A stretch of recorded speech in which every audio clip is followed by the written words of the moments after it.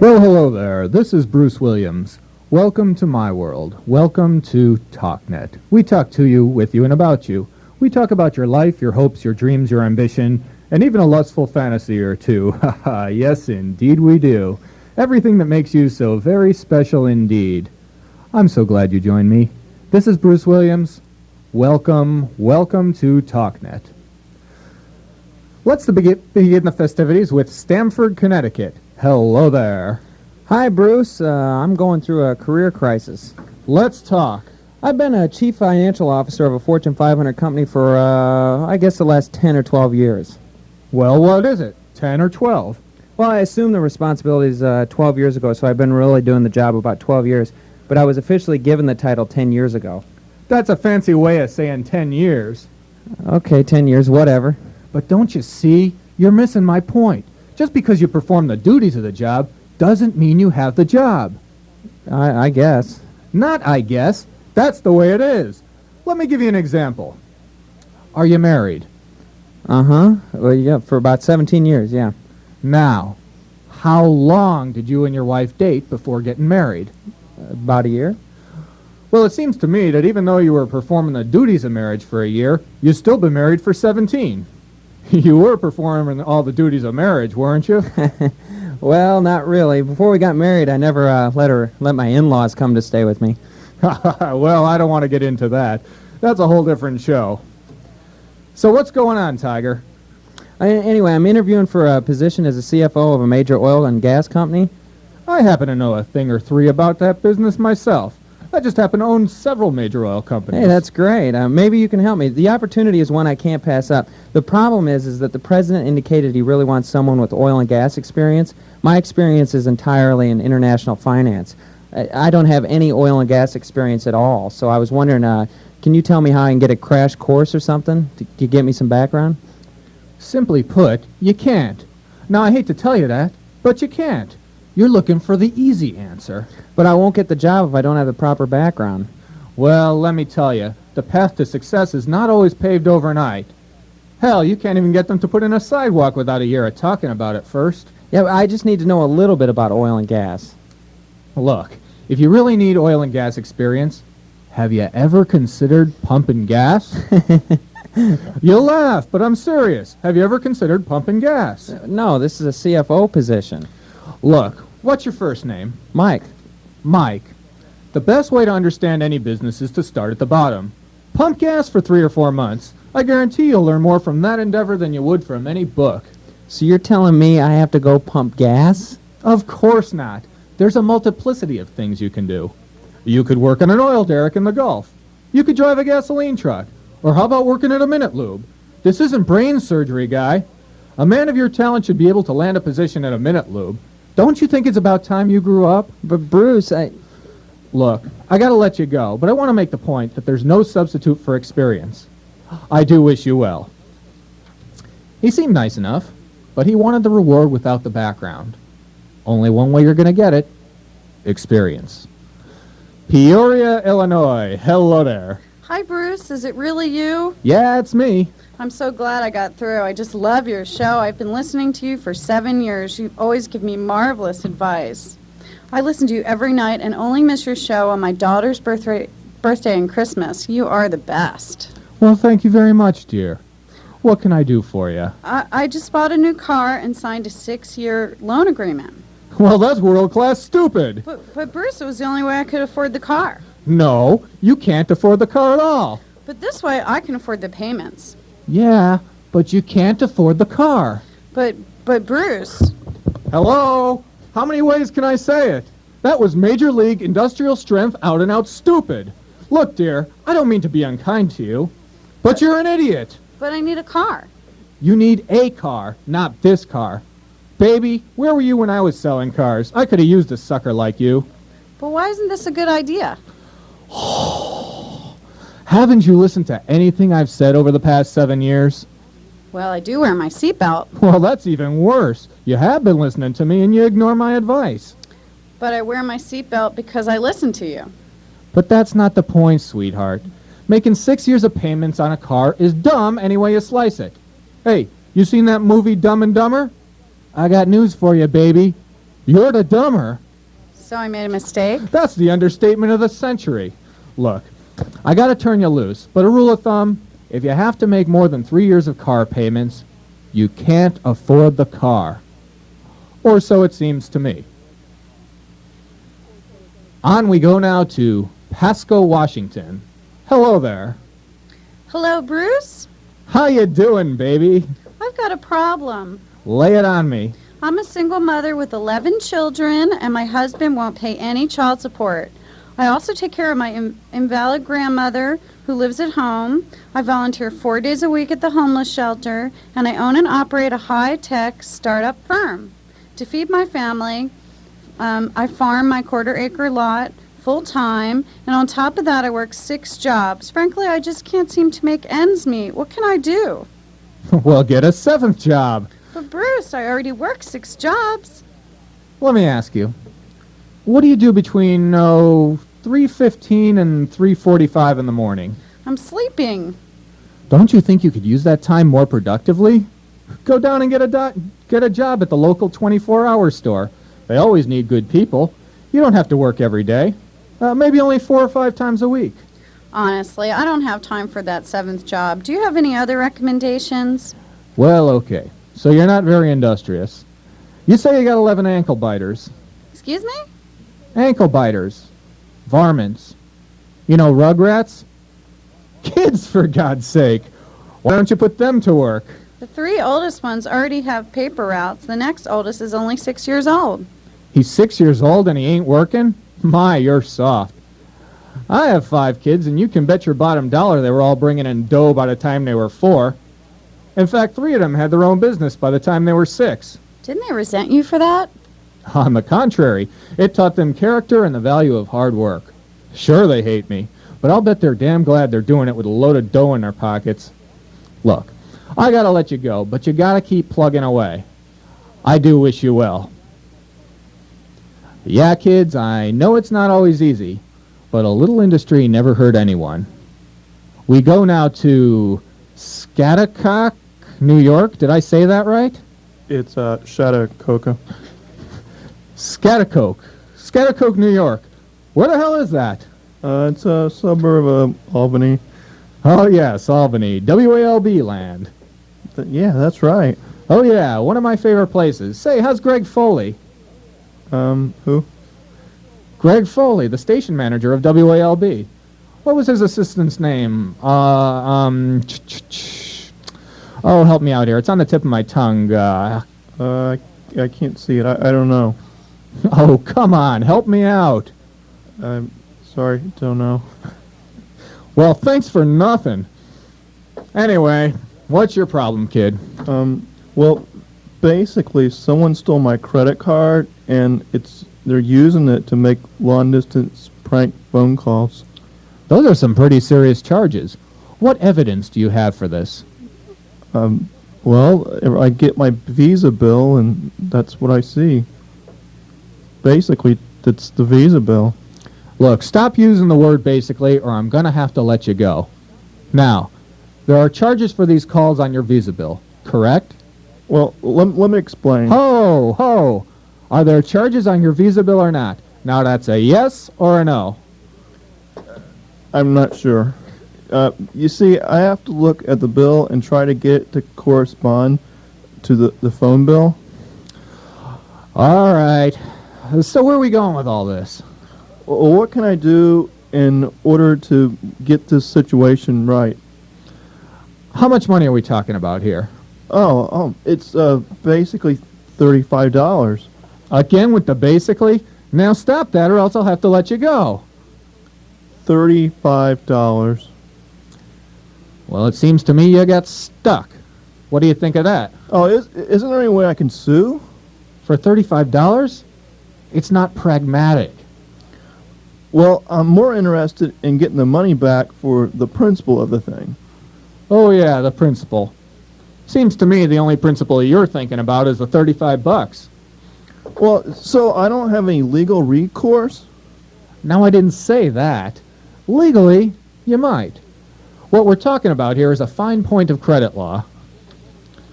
So what can I do legally? First, you realize that I'm not an attorney. Yes, I know. Anyway, I don't know that I'm familiar with all the nuances of credit law, but I do know that any holder of this consumer credit contract is subject to all claims and defenses which the buyer could assert against the seller of goods or services obtained pursuant hereto or with the proceeds hereof. Recovery hereunder by the debtor shall not exceed amounts paid by the debtor hereunder. But you understand, that's all I know. You should really find yourself a competent attorney. Is it worth going after them for criminally placing harassing phone calls? I don't know. Let's open it up to the listening audience. If you're an attorney and know the answer to this problem, give me a call on our private line, 212-555-5151. Meanwhile, stick around as we go around the corner together. I'm Bruce Williams. This is TalkNet. Hey kids, are you feeling a little run down? Maybe you don't have the energy you once had. Maybe you're just plain tired. That's why you need Prune Sauna. Who needs Prune Sauna? Younger bodies for that get up and go. Older bodies for gastric problems. And everyone else just to stay regular. There are other prune tablet imitators, but only one Prune Sauna. Odorless, tasteless Prune Sauna. Buy yours now. Available at Walgreens, Rite Aid, Save-On, Revco, E. coli Emporium, Reno Mart, Colon World, and Fine Drugstore. I'm talking with a guy who was charged for out-of-state prank phone calls that he didn't make. I've got an attorney on the line from Billings, Montana. Hello, counselor. Hey, Bruce. So just what is this guy's recourse? Hey, I don't know about New York, but according to Montana state law, he can recover the $35 but will not be able to criminally prosecute the party responsible for the calls for obscenity. But it's not obscenity. It's the harassment that he's claiming. Doesn't matter. It won't stick. Hold on. I got the inside cover of this year's phone book. It says the following. Federal and state laws provide fines of not more than $500 or imprisonment up to 1 year, or both, for any person who, by making harassing phone calls, violates and infringes upon the rights of privacy of the receiver of the call as set forth by the First Amendment to the Constitution of the United States of America. What do you think of them apples? But the burden of proof is on the plaintiff. You don't know what you're talking about. Hey, counselor, let's just agree to disagree on this one. Okay. Well, there you have it, kid. But look, for $35, just take your lumps and go home. I do wish you well. Skokie, Illinois, it's your turn. Hi, Bruce. I'm 98 years old, and I live in a nursing home.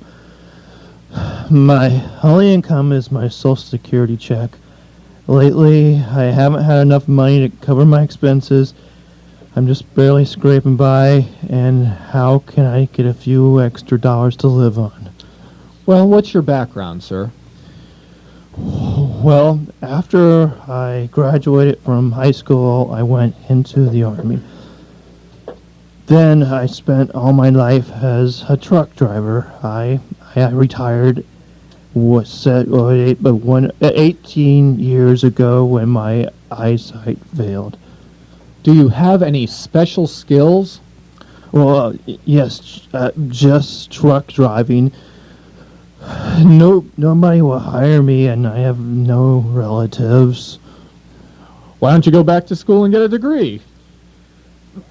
Well, but Bruce, I am 98 years old. Speak up! 98 years old. 98? You're just a kid. You got plenty of good years in you. Some people live till 114, 116 years old. You could get your degree and work for another 15 years or so. But, Bruce, even if I wanted to do that, I can't because I undergo physical therapy every day. Nonsense. You could go to night school. It could take me 8 years to get a degree that way. Spit it out, man. 8 years? I don't have 8 years. I'm 98. And besides that, what could I possibly study at my age? There's a world of things to study these days. What about microelectronics? How about real estate? You could even start your own business. Remember, but I'm 98. You keep saying that, but it sounds to me like you just don't want to do the work. Look, it seems to me that you've got two options. One, you could go back to school. Two, you can default on your obligations. Now, you can do that, but just realize that they can come after you and you'll have to declare bankruptcy. Now, I don't think you want to tarnish your credit record for the next 7 years, am I right? Yeah, that's the rest of my life, probably. Well, then we agree on one thing, don't we? Look, I do wish you well. We go now to St. Paul, Minnesota. It's your turn. Hi, Bruce. I'm going on a honeymoon. And you need me to go with you, right? Would you? Sure. Unfortunately, I think your husband might object. That's true. Anyway, my fiancé and I are planning our honeymoon, and since he listens to you all the time, he said he wouldn't go on a honeymoon without asking your advice. He needs my advice, huh? Well, it's been a lot of years for me, but I might be able to show him a couple of techniques. But I really think he'll figure it out on his own. No, that's not what I meant. I know.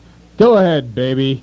Well, we're going to take a cruise. All my life I wanted to go to Tortola, but for 15 years now he wants to go to St. Thomas. We both have our hearts set on our respective choices. Can we find a cruise that goes to both? If not, which place would you recommend we go to? I wouldn't go to Tortola. It stinks. What do you mean? How many ways are there to interpret the word stinks? There's nothing to do there. Just a whole bunch of beaches, trees, and mountains. They don't have gambling, no scooter rental, no 4 stars hotel, nothing. And they charge you an arm and a leg for it. Well, I guess we're going to have to go to St. Thomas then. I never really wanted to go there because I heard that there was a lot of crime. Hey, whoa. Stop. Wait a minute. Yes?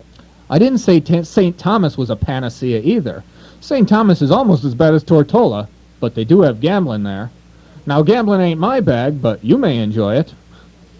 Well, actually, we enjoy camping. Camping? What's so fun about that? I'll never understand what people see in laying around in the dirt getting stung by insects. Sorry, I've been in the Army. It's not my idea of fun. Well, I guess that's my question. What is your idea of fun then, Bruce? Why don't you go to the Mouse? I guarantee you'll have a great time. Actually, we just went to Disneyland 2 months ago. Well, then go to Disney World. We really want to take a cruise. You know I dig cruises, but don't go to any of those islands you mentioned. Trust me on this one. Go to the Mouse. You'll have a lot of fun and no worries. Anything else I can do you for, baby? Oh, do I have time for one more question? Yeah, but make it quick. Okay. My husband and I want to build a house in the Miami area, but land in Miami is just too expensive for us. What can we do? Well, the Miami housing market's pretty strong right now. Have you looked elsewhere in the region? Yes, we went and looked at Fort Lauderdale and way out to the Florida Turnpike, and it's still too expensive. There's just nowhere to build. Now, wait a minute. Have you looked west of the Florida Turnpike? Goodness, that's the Everglades. Well, I'm aware of that fact. I'm suggesting you put a house out there. There's nothing wrong with it if you don't mind the occasional alligator or 3. The Everglades is just a bunch of wasted land waiting to be developed anyway. There's plenty of space for a house out there. Our attorney said that building on the Everglades was not legal. Well, that may be. But maybe you should think about getting yourself a better attorney, if you know what I mean. Sometimes a good lawyer can help you overcome some of those stupid environmental regulations. Well, what if my lawyer fails? I'm not telling you to do this, but if it were me, I'd put up a house out there anyway and put the ball in their court. Then the onus is on them to come after me, if you get my drift.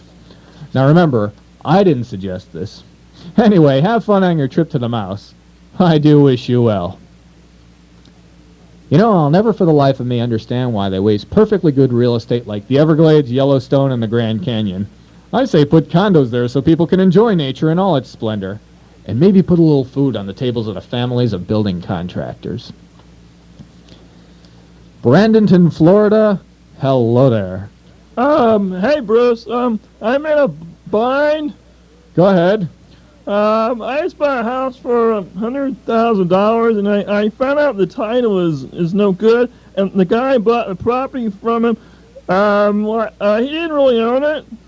Well, what does your attorney say? I don't have an attorney. Are you retarded? Well, I'm serious. Are you retarded? Only a person with severe mental incapacitation would buy a house without an attorney. well, I had my brother-in-law look at the contract. Your brother-in-law, huh? Is he an attorney? No. Then I'll repeat my question. Are you retarded? No. Look, what's your first name? Ted. Ted, how many $100,000 investments are you going to make in your lifetime? Not now. Well, if you ever do again, you need an attorney. No ifs, ands, or buts. This is the largest investment you'll ever make. Don't screw it up. Well, what can I do now? Where's the guy that sold you this property?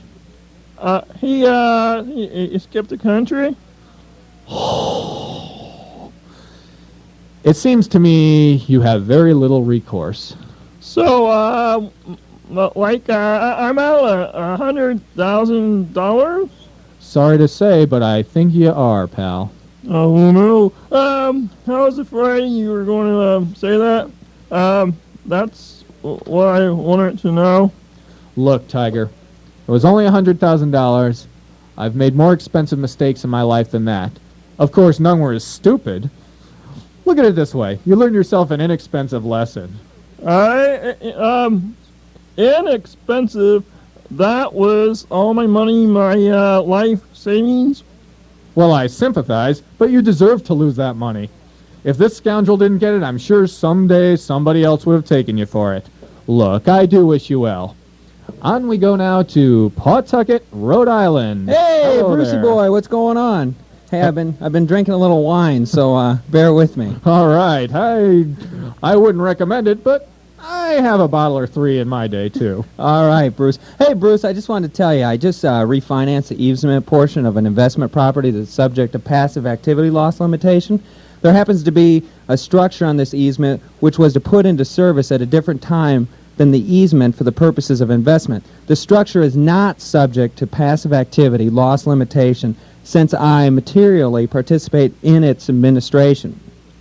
Pardon me. The wine's coming up on me. The rent on this property is $200 a month. The structure's... Sorry, Bruce, my wife's cracking me up over here. The structure's depreciation is far more accelerated than the Go ahead, Tiger. Take a deep breath. Drink down that wine and go for it. Yeah, I know, boy. Whew. Amortization on the refinance easement portion. You know what I'm talking about here? I was wondering if I should consolidate the two loans or sell it and get out now. How much is the structure worth by itself? $21,000. And how much is the cost of the property itself? $13,000. Well, let's see. You're paying 2, 3, 26, $468 per year divided by 12. Let's see, rule of 72, 6, 8. How long did you say the loan is for? The building loan is for 30 years. The easement loan is for 15. Whew! 15, about 173 depreciated over 27 and a half years. That comes out to almost $40 a month you're losing on the property. Now, why would you ever do something stupid like that? Well, Bruce, I like to drink the wine. I hope to retire there someday. I don't blame you. Oh, well, you didn't tell me that. If you like it, stay there. You'd be foolish to sell it if it's only draining $40 a month. Hey, thanks, Bruce. That's all I wanted to know. I do wish you well. Yeah, a guy having a good time out there. Hope he's not driving, though. Yes, not everyone realizes that happiness has a price, and it seems like $40 a month is a pretty inexpensive price for happiness. Or so it seems to me. I'm Bruce Williams.